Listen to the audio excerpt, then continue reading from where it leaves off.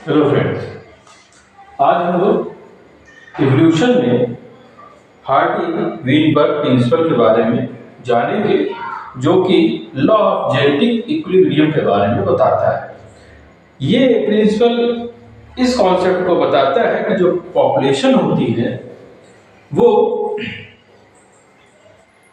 किस प्रकार से जो है कांस्टेंट रहती है, कैसे एलील और जीनोटाइप की जो फ्रीक्वेंसी होती है पॉपुलेशन में हमेशा जनरेशन टू जनरेशन समान होती है इन एब्सेंस ऑफ अगर एवोल्यूशनरी इन्फ्लुएंस नहीं है। तो यहाँ पर जो स्टेटमेंट है कि एक जो इन लार्ज, अगर मान लीजिए बड़ी मेटिंग पॉपुलेशन है, लार्ज मेटिंग पॉपुलेशन है, जहाँ पर एलील और जीनोटाइप की जो फ्रीक्वेंसी है वो कांस्टेंट रहती है एक जनरेशन से लेकर दूसरी जनरेशन तक का।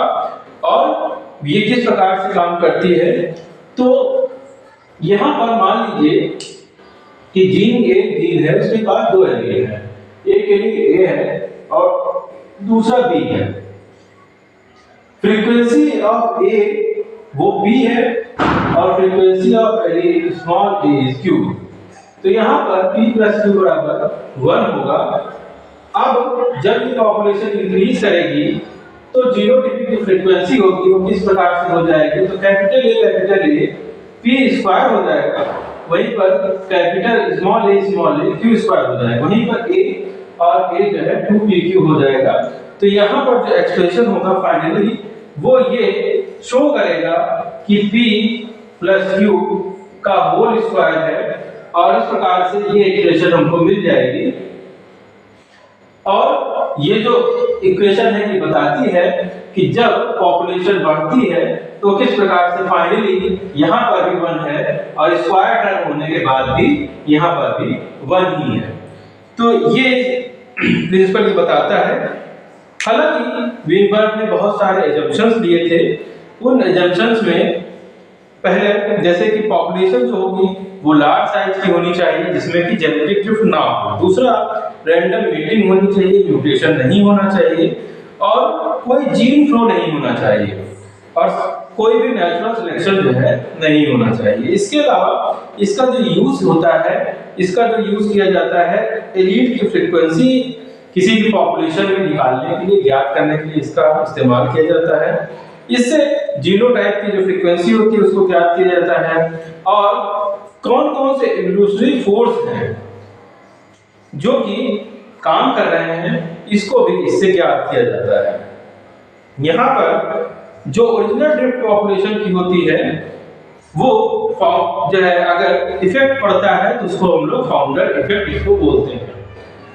इसके बाद हम लोग समझेंगे कि evolution, a brief account of evolution, कि किस प्रकार से इवोल्यूशन होता है। कि 2000 मिलियन ईयर एगो पहली जो सेलुलर फॉर्म थी, उसमें जो लाइफ थी वो पृथ्वी के ऊपर अपीयर होती है। ये एक प्रकार की नॉन सेलुलर थी, एग्रीगेटेड गेन माइक्रोमॉलिक्यूल्स थे।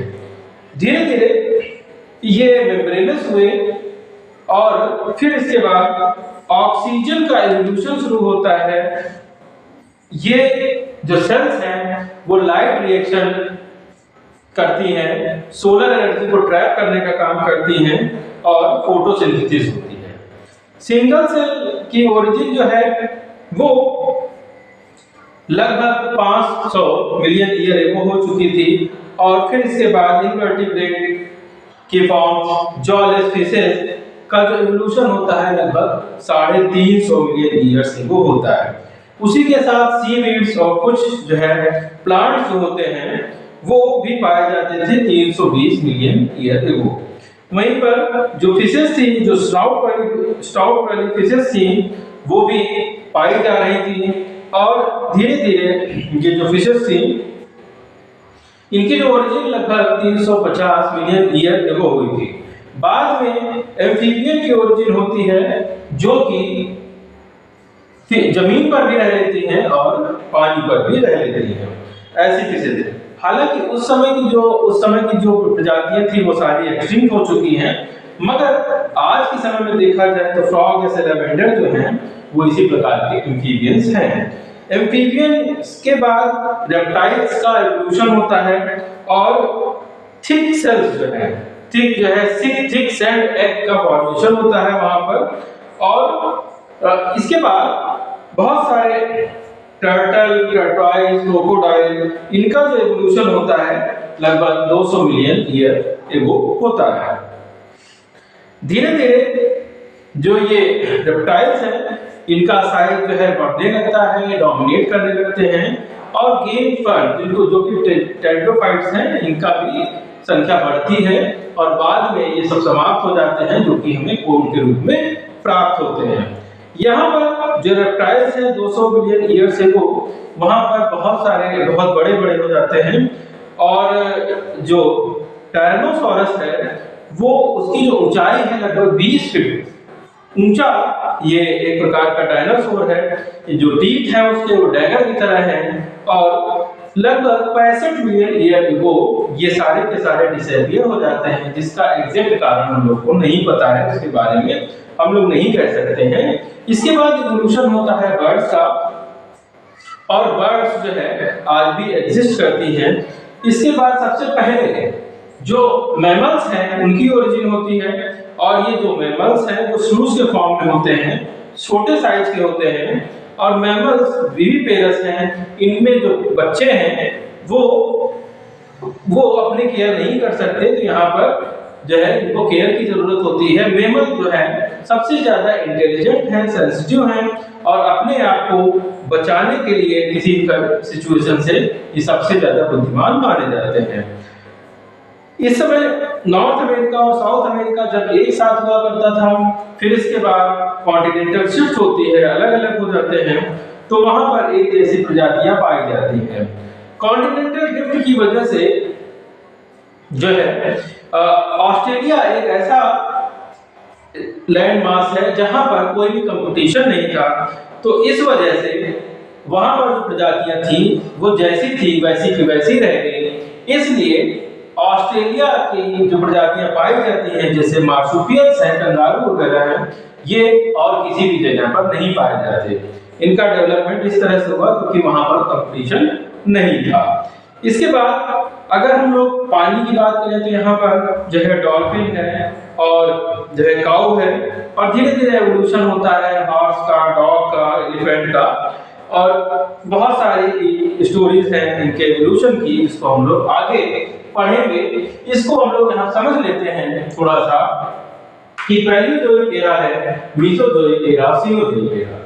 ये जो पैलियोजोइक एरा है ये सिलूरियन, डायोनियन, कार्बोनिफेरस, पर्मियन में बटा हुआ है। यहाँ पर डिप्ट्रोफाइट जो क्लोरोफिल्लस एंसेस्टर्स थे वो कहीं की ओरिजिन होती है और इसी समय जो है कार्बोनिफेरस के पहले अर्ली रेप्टाइल्स आते हैं जो कि अब एक्सटिंक्ट हो चुके हैं।